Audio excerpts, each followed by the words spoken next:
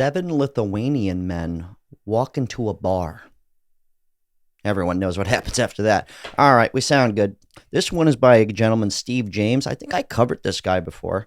This one's called Luxury Poverty. They want you to spend what little you have to fake it. Bum, bum, bum. From Stephen James from downtown. Stephen, take the wheel. I'm going to start today's video with a question, an observation, if you will. I want you to think about recently, all the job layoffs, everything. I know, depressing thought. Yeah. All the tech layoffs, the government layoffs that are now about to happen. And yet, not just social media, but all the way across the board, we seem to get inundated by people who seem to have money coming out of their ears pretty much. They seem to have super nice homes,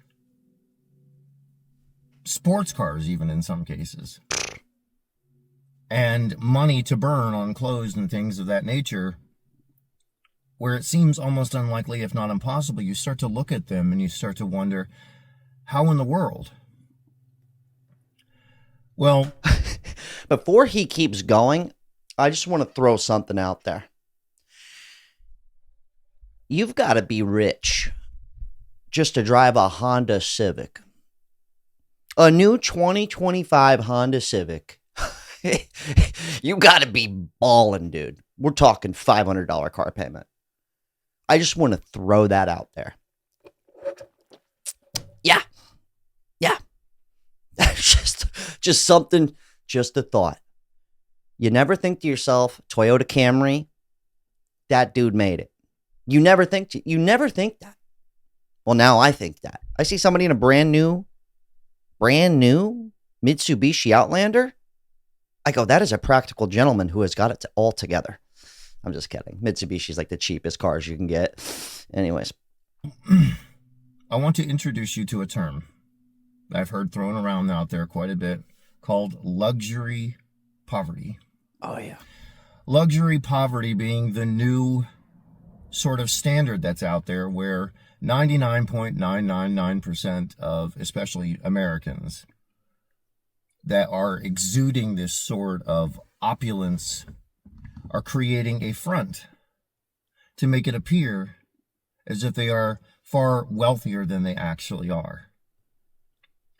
And in doing some of the number... Stephen James, before he gets into the numbers here, I want to just throw something out there. Recently, as my regular audience knows, for those of you who are new here, I lost my income from YouTube, right, for like a month, which really means like 2 months. So I'm sitting here going, okay. So I started calling everybody that owes me money, which turns out was a lot of people. But speaking about faking it, right, there's 2 people, not gonna say their names, but I lent them about $4,000. These same people, and I don't need the money. I don't care. I didn't hit them back. I need my $4,000 now. No.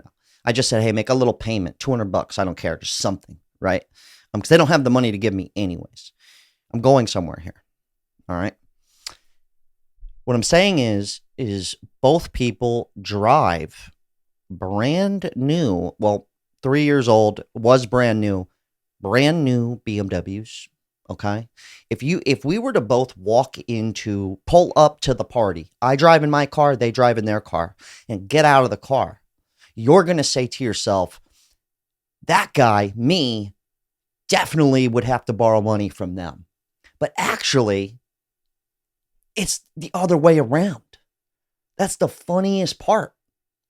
Not to mention the Honda Civic. Let's never forget the Honda Civic, guys. I want to always remember this. A brand new Honda Civic, you've got to be making it. Like, I get it, though. I think people, here's what the real problem is. Fucking credit cards. I want to talk about credit cards.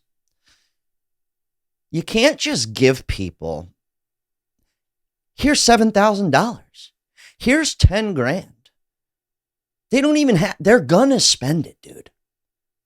They're going to spend it.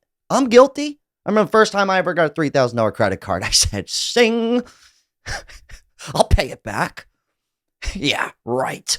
Still never paid it back. I'm 35. I'm going to jump in here real quick and just share my personal credit card information with you. Today's video sponsor is by Smart Credit. It's an app that I personally use. This is my favorite feature of it. This is actually my credit information. These are all my debts right now. Okay. But I like that it keeps it all in one place for you.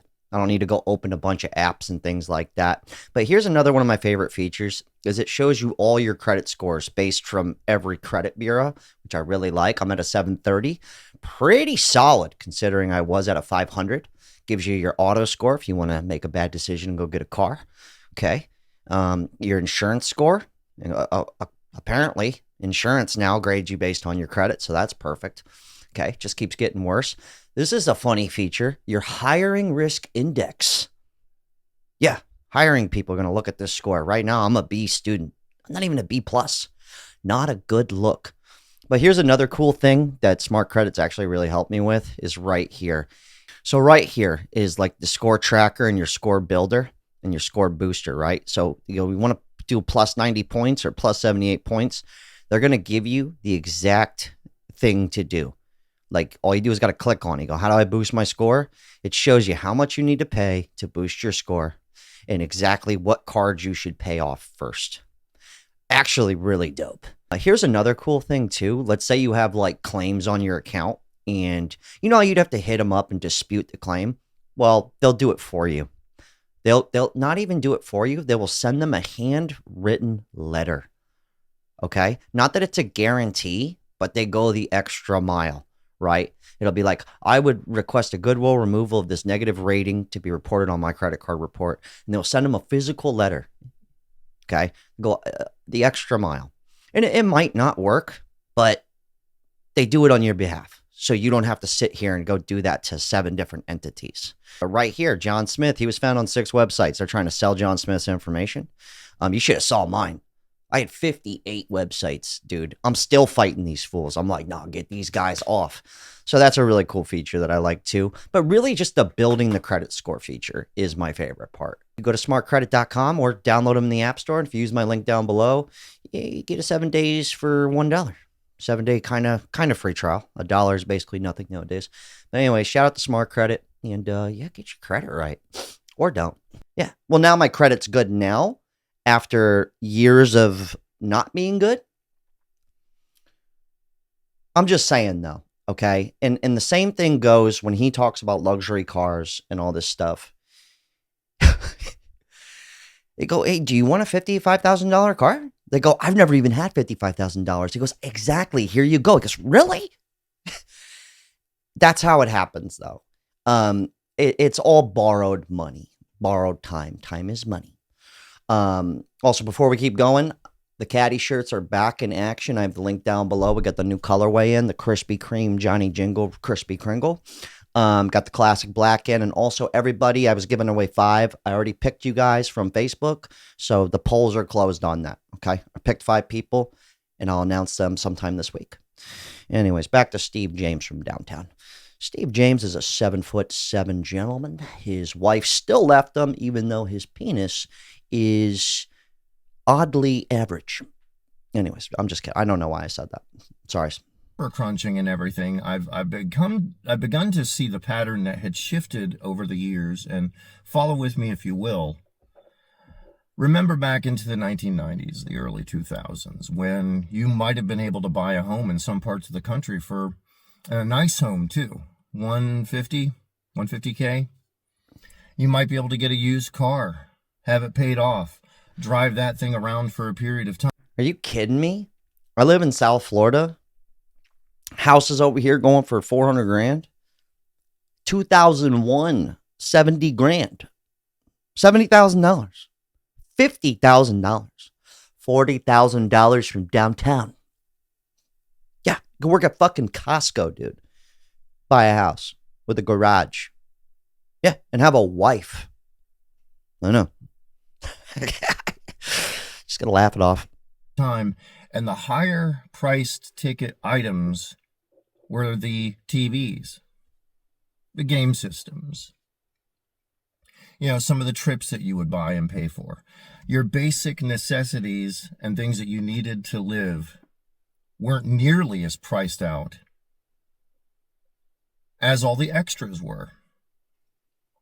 Now fast forward to today, where everything that's a basic necessity is now hyper expensive.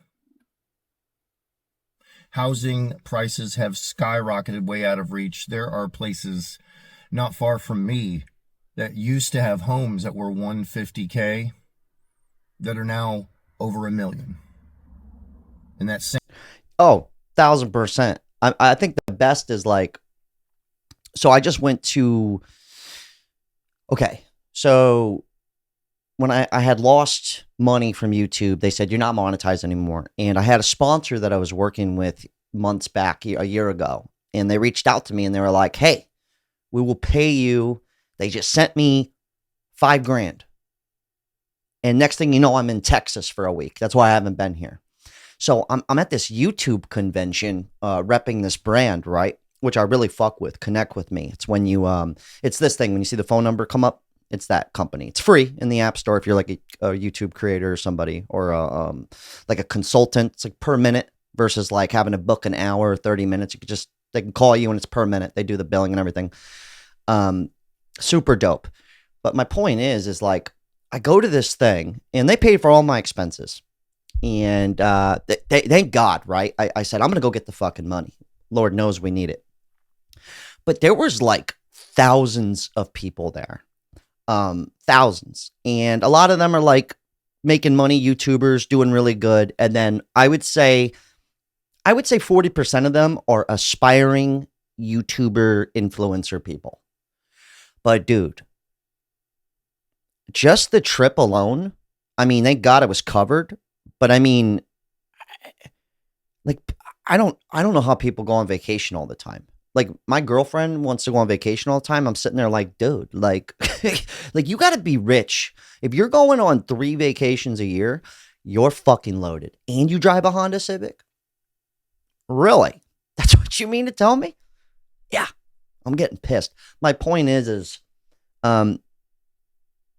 people are doing it though. I don't know how they are doing it. But the party is going to keep going. It doesn't matter how bad people are doing financially. They're going to find a fucking way. And I'm that kind of guy, right? Like the moment I get my paycheck gets hit, next thing you know, I'm in Texas. I'm just like, fuck it. Let's go. We got to get the money. I'm doing everything I can, right? Like I think most people, a good amount of people are going to figure it out. Paycheck to paycheck. I mean, why not? Fuck it. Everyone else is doing it. We're just thinking here, brainstorming, right? Just remember the Honda Civic, guys. Okay, so if somebody is driving a brand new Benz or a brand new Beamer, just remember the guy in the brand new Honda Civic. Just more practical, but it's the same fucking concept. It's all borrowed money. Same area. It's not because the value of the home has gone up. It's not because the value of the vehicles have gone up. But we've done this strange sort of switchover that I think is very intentional to where people no longer actually have money. They spend all of their time presenting a false front of looking opulent, looking affluent, when they actually have nothing. I think that this is a deliberate thing to try to entrap the rest of us that are looking at all of this almost like it's a form of a psyop, if you will, to trying to get us to spend money that we shouldn't be spending, which is why I try to encourage everybody on this channel to keep your head low, get as much out of debt as you possibly can, stack cash where you possibly, the best places that you possibly can. Try to find a way to start some form of a business or something to where you're not entirely reliant on one stream of income. Plan your exit from your job just in case, because now it's so fucked up, dude, how he just said, try your best to not have one job. It's like you can't even just have one job. And he's absolutely right. Like, I've always had 2 jobs, and this is the first time in a long time, the past 2 years, where I've just had 1 gig. Um, and then all of a sudden, it's like, poof, no money for you. And I'm sitting there like, oh man, subscribe to my Patreon, guys. I mean, I do have exclusive content there, but that's not the point, right? I'm like, and I am monetized on like TikTok and Instagram. Um, I'm like, do I have to go? But everybody deals with this. It's not just me. But it is funny though, where it's kind of like, even if I wanted to like own what I'm doing, right? Like for instance, I just called a plumber. My water heater, a pipe broke, so now I got to call a plumber come over here, and it's going to probably cost me $3,000 to $5,000, which is perfect, right?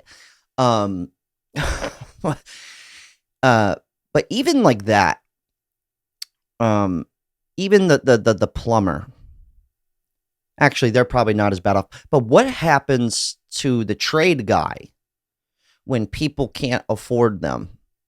Does that make sense? Because if it wasn't for people like me, you hear that a lot. Like, oh, you don't have a real job, dude. Like, fucking be a tradesman or something. I go, okay, well, if we're all tradesmen, then you don't have a job.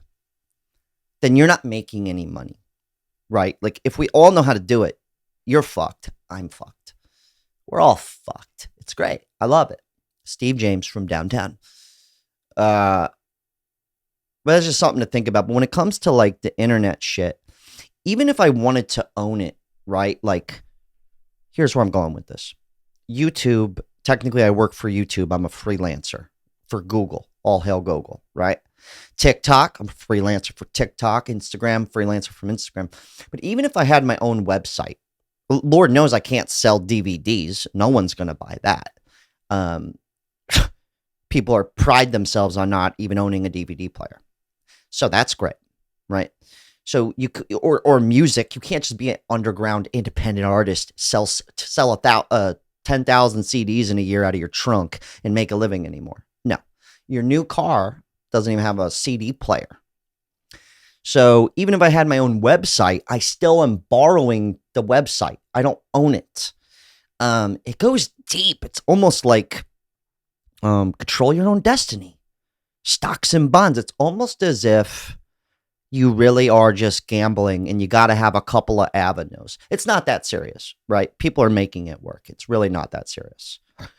I don't even know what I'm saying. Point is not having all your eggs in one basket is very fucking difficult. Even if you did, if you were fortunate enough to just have one basket that produces you enough eggs that is money, oh, you're fucking just winning, dude. Big time winning. And you guys are probably wondering where Nestor is, those of you who watch the channel. If you don't watch the channel often, there's usually a guy that sits here, and I usually ask him, he's like my sidekick guy, and I ask him questions. His eggs are all in one basket working for me, and he's not here. I'm not going to get into that, but like, he still works with me. But, you know, he used to have a few clients. Now he just has one. But I think it is something, especially with me learning how to, I'm trying to learn how to be a boss and be a boss daddy. You know what I mean? And you still got to pay these guys even when you're not making money, which is a difficult thing to swallow. You know, like if you have a job, right? You're probably going, Jack, you haven't been here in a week posting videos. Well, like, would you go to work every day if they're not going to pay you? You know, that's kind of, like, the answer is yes for me because I have to be big boss daddy, right? But it's hard. It's hard to, but then, like, is this guy going to keep working for me if I don't pay him? Does that make sense? So, yeah, the eggs in one basket deal. That's a hard one for me to fucking, and I hate that I'm kind of numb to it. I've always had 2 jobs. I hate that that's how I feel about it, where it's like, I guess you just, I don't know. I'm not going to be homeless, so I'll just work as much as I can, I guess. I don't know where I'm going with this. I apologize. Steve James, back to you, brother. Nowadays, that is important more than ever. But I'm wondering how many of you have noticed this. that it gets pushed in your face, even if you don't encounter people like this. But on social media, every time you turn around, luxury poverty is being pushed into your face. And I will tell you this as somebody who has not just done my own investing in the past, but I've worked doing contract work with people and with investors that will tell you flat out, the people that are flashing it all, especially even back in the day, were absolutely the ones that didn't have any money. And we've also got another disturbing trend on top of all of this, where there are young women online. That's pretty true, though. That's true. And I don't blame I don't blame people. Like, I get it. You know, it's nice to have nice stuff. Like, it's nice to spend money. I like good food. So it's like you can't really even blame people. I think life gets easier when you just don't care. I kind of have this thing where I can't wait to be really old. I can wait. You know, I like life. I'm not saying like speed it up already. But like there's like this level, like my grandfather, he died at 92, but like he just didn't care. He's just like, whatever, dude. I guess we all got to learn the hard way, because the shiny object syndrome, like, yeah, do I want to drive a Porsche? Yes, of course. Duh. Like, I do. Everybody, like, not everybody, but like, yeah, I like nice cars. I have a nice car. I put it on a shirt to make money off said car. Right? But I think to myself, I'm like, well, is the $60,000 used Porsche worth it? Right? Imagine if I did go buy the Porsche and then all of a sudden paychecks ripped away. Now I just have this extra fucking huge bill. And it's like, could you really afford it? No. I don't know. I'm just saying I understand why people live high on the hog, if you would. I do get it. I don't blame them. I blame the credit card company. I blame the people going, yeah, here's $65,000 that you've never had.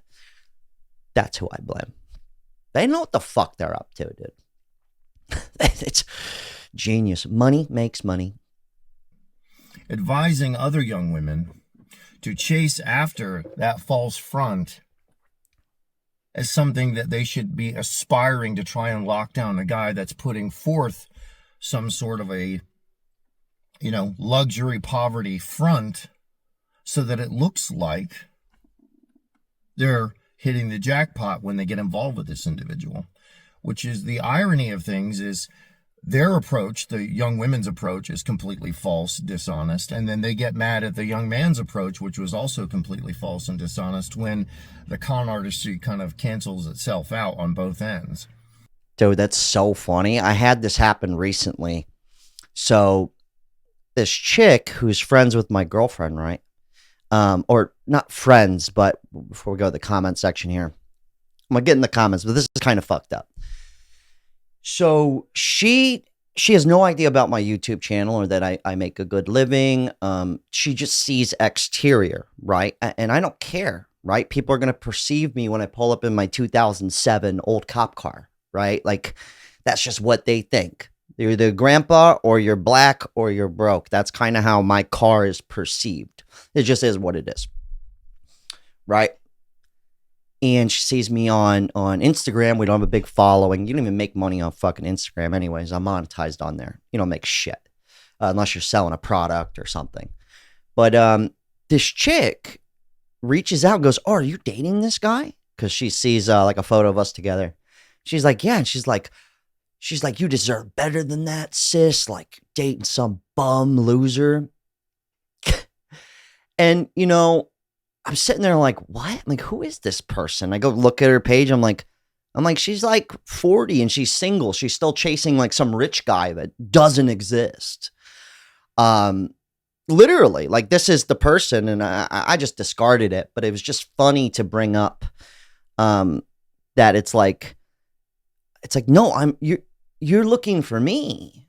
Like, I'm the guy that could like make you be a stay-at-home wife. I just don't look like it. Well, right now I don't really have an income. I do kind of like I have enough money coming in. We'll be fine. I'll get back on everything. It's okay to crash and burn and build yourself back up. But like, even if would you even want to be with someone like that? Like, what if I was with a woman like that? All of a sudden I go, hey, maybe for 2, 3 months, we can't really spend any money. She's just going to jump ship. I'm not rich enough. Um, it's kind of funny though, that he's got a good point about that. Um, But if I look the part, right? Like if I look the part, then she'd be like, oh my God, you're killing it. Meanwhile, like I can't afford to really do anything and I'm making my woman go pay for everything, which you should. Get that pimp hand strong, get that money. I'm just saying things are a little backwards, you know. We're not even going to go down the dating rabbit hole, okay? If you're a woman looking for a guy who could take care of everything, good fucking luck, okay? Good luck. Good luck. And it probably isn't the guy you think it is. That's the best part. Okay.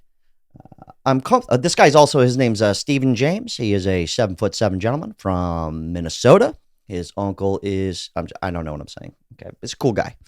I'm comfortable financially, but spend very little. The best thing about having money isn't buying stuff, but going to bed at night, not worrying about money. Yeah, that's a big one, especially like if you do want a partner, like you're someone like a wife, or if you're gay, like men, you know, you prefer penis. It's hard because you got to be on the same page money wise. Like I got to be a stickler all the time. Be like, no, we can't spend money. It's not because we don't have it, but it's not how much you make, but how much you spend. Right? A man with no bills is a rich man, or possibly homeless. Okay, it's all a facade. People act like they're living in a movie to impress people who couldn't care less about them. 1000%. Like, honestly, this car on the shirt is almost more fun than the actual car. Isn't that crazy? The idea of it is more, that's a lie. I love driving it, but like the shirt doesn't break down, you know, like, I don't know how I'm trying to explain that. The idea of it is almost better than the car. Although this car only cost me 10 grand just outright. But like, yeah, sometimes I think we think things will be when we get there or when we have that thing, and it's actually not. The money's better, right? I'd rather pull up with 50 grand cash chilling in the trunk of this car than pull up in the Porsche and I only got 5 grand left because I spent it all. That's just how I feel about it. And we're not saying everybody driving a Porsche is broke. I'm not saying that. Some people are just rich, guys. Some people got it like that. Some people make fucking big money, dude. And a lot of people don't make big money, but look as if they do. This is kind of where we're getting at. In America, rich people look poor and poor people look rich. See, I think I'm on the right track. Pulling up in what people would perceive as a hoopty. Yes. A hoopty by Urban Dictionary is a piece of shit car. All right, here we go. I recently deleted Facebook and Instagram, left my wife, ditched all my... No, I'm just joking. It's simple. Spend the money they don't have on stuff they don't need to impress people they don't like. I'm still going to blame credit card companies, guys. Just handing out money that people don't even know what to do with it. Right? Like, how do you make money make money? I'm going to end on that note. Invest. Most of us don't know how. Like, I had a full-time reselling business. All this kind of stuff behind me was just leftover stuff that I liked, but I'd sell a lot of vintage stuff, a lot of antiques, a lot of bullshit like that. So I'd kind of barter with my money, trade it up, trade to $50 for $120. And some people even trade money. Literally, they sell old money, an old $5 bill for $20. There's a lot of ways you can manipulate life, right? But I think just learning that is the hardest, because like a credit card company just hands you 60 grand. They're not handing you 60 grand. Could you imagine if they handed you actually $60,000 and was like, go turn that into 120 grand? Most of us wouldn't know how. You wouldn't know how. You would just know how to spend it. Anyways, hell of a talk. I appreciate everybody that joined the Patreon. Also, Caddy tees are up for sale. New colorway. Also got the black. Got the black Johns. Okay. Got the black daddies. I was in Texas. Shout out to Connect with me for that. And yeah, I took a little week off. Although I was working, you know, it's not like I just took a week off. Like I said, hey, I got to get the money, you know. And I'm just one of those kind of people. And but I know I get it. Papa likes to ball out sometimes, you know. Right now I can't. I'm trying not to spend any money. And if you owe me any money and you're watching this, yeah, you know what to do. Anyways, hell of a talk. Shout out to everybody that called the phone number. If you ever want to chop it up or you need help. Also, everybody that reached out to me about doing YouTube. I have the No Bullshit Guide to YouTube on the Patreon. It's in the shop section. Real easy to the point. No bullshit on the realities of doing this kind of work. No blowing smoke up your ass. Okay. Anyways, hell of a talk. I miss having the second camera angle over here, you know. Stephen James from downtown. Good talk.